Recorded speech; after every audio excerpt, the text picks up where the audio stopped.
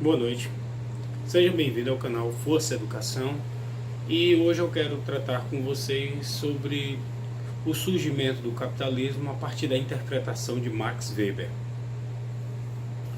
Bem, eu iniciei algumas semanas atrás o estudo da sociologia e comecei pela introdução trazida por Auguste Comte, que nós conhecemos aqui no Brasil como Auguste Comte.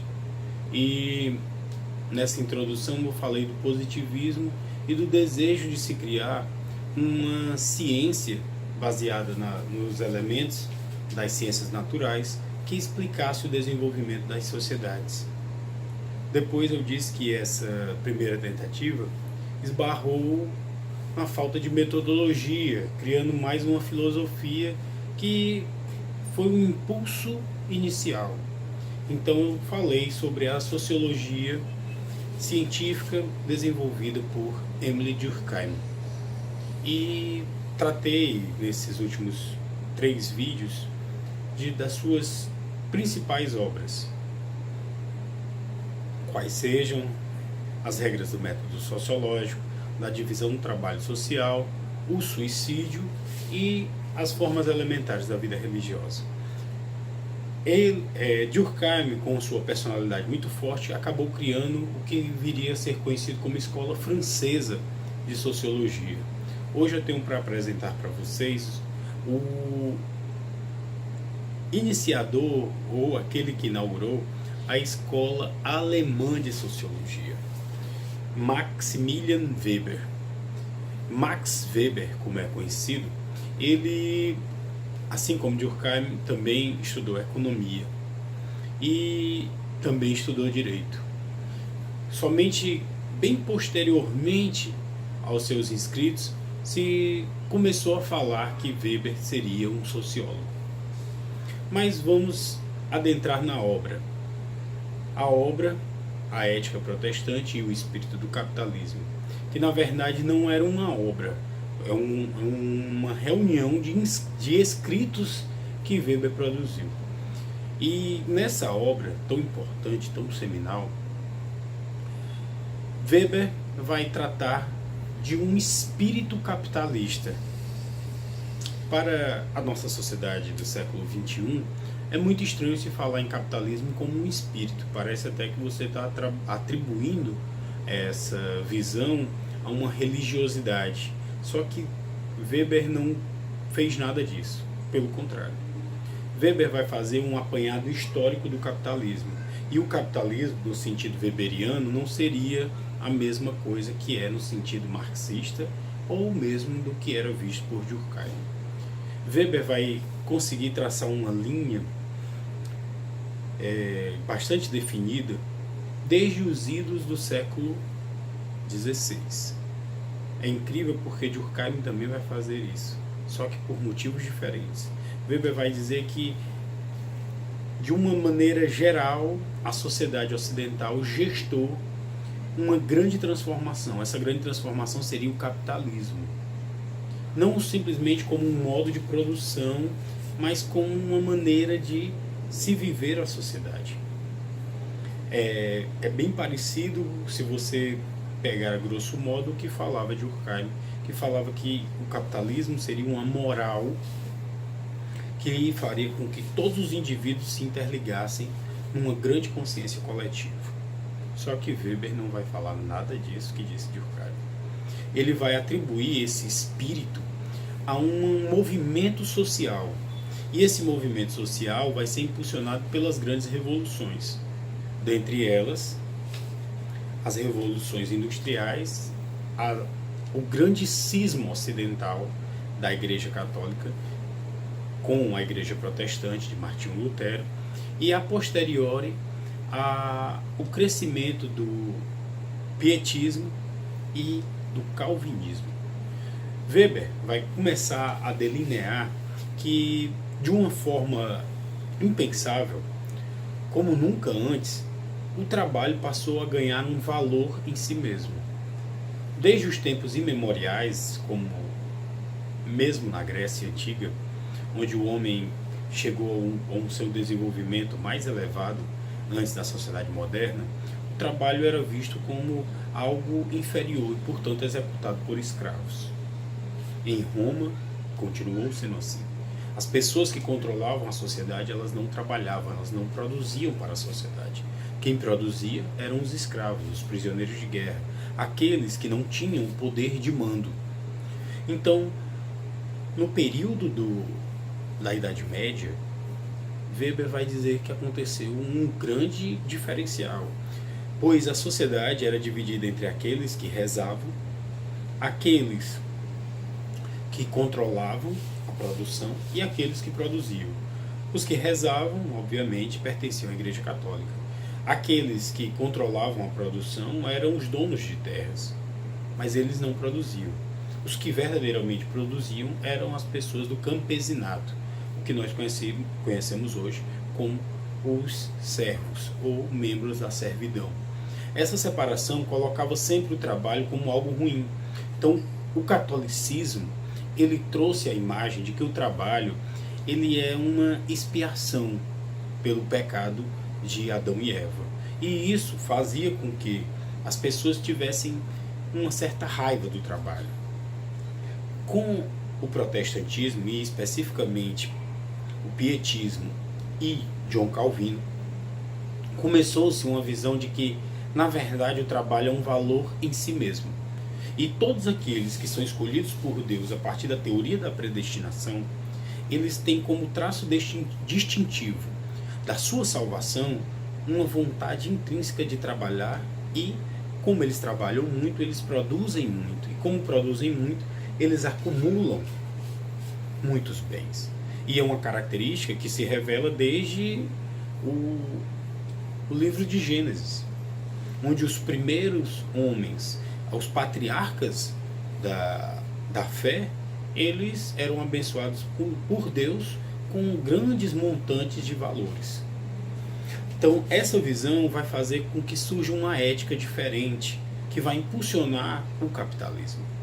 A ética de que o homem não precisa mais condenar o trabalho, mas que verdadeiramente o homem que se dedica ao trabalho é um homem abençoado por Deus. E esse homem que se dedica ao trabalho, consequentemente, ele vai trazer uma melhor vida para a sua família, também vai produzir mais, a empresa vai crescer e, consequentemente, o seu estado vai melhorar.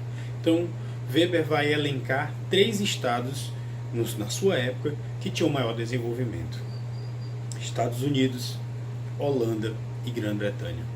Todos esses países, eles eram de característica protestante.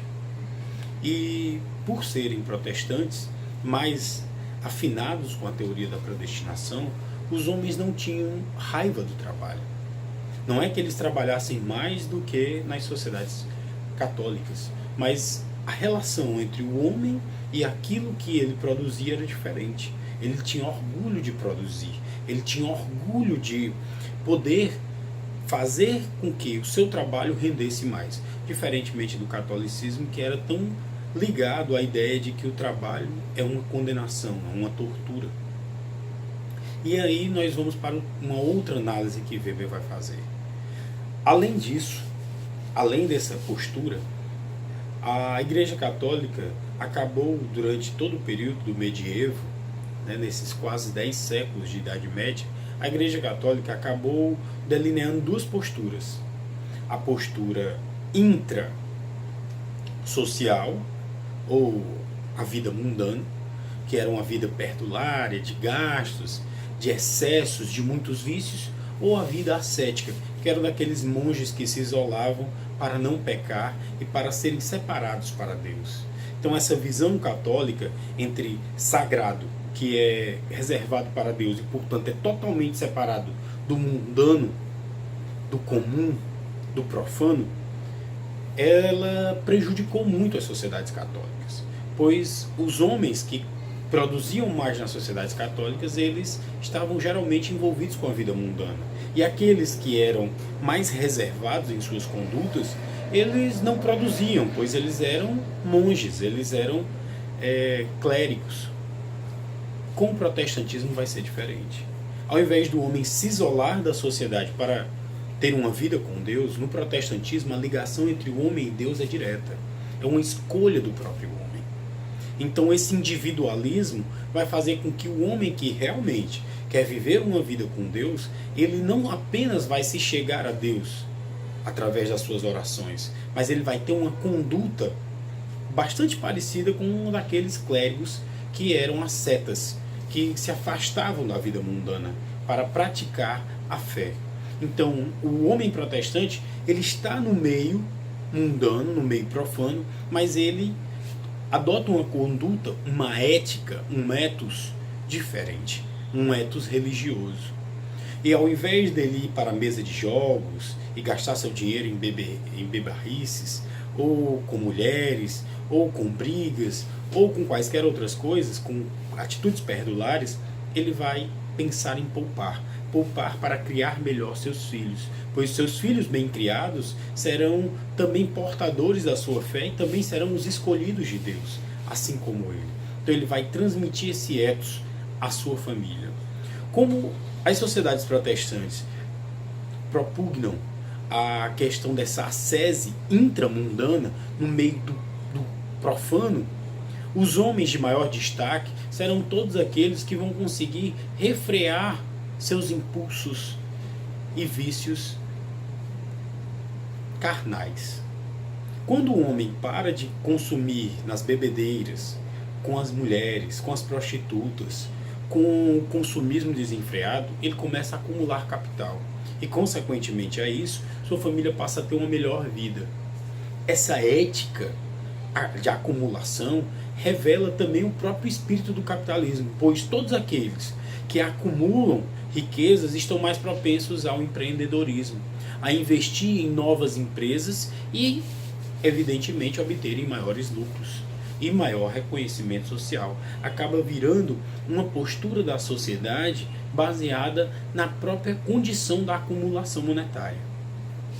É claro que isso vai ser muito criticado pelos interlocutores do marxismo, mas, na verdade, Weber vai delinear, vai esclarecer que tudo na vida não é uma questão do que a sociedade impõe para o homem, mas aquilo que o homem se predispõe a fazer em sociedade. Então, a escola alemã vai trazer uma grande diferença para a escola francesa. Não é a sociedade que define o que o homem faz, pois para a escola alemã de Max Weber, a sociedade é como um palco de um teatro. E o homem é o grande ator. E o homem, como grande ator, ele vai interpretar um papel social definido pelas instituições sociais. Então, para explicar melhor, dentro da sociedade em que nós vivemos, se você, dentro do seu papel de pai, escolher ser um bom pai, você vai reservar a seu filho uma posição melhor dentro da sociedade do que aquele que decidir não criar seus filhos. Então, a decisão do homem determina necessariamente como será o seu papel em sociedade. Se um papel de protagonismo ou um papel marginal e secundário. As instituições sociais, como a família, a escola, o próprio Estado, elas vão delimitar as ações desse homem. Então, um homem que é dedicado à sua família, ele vai transmitir dentro da instituição família uma postura de bom pai, de bom marido e, por conseguinte, ele vai transmitir a seus filhos um exemplo a ser seguido quando estes forem adultos.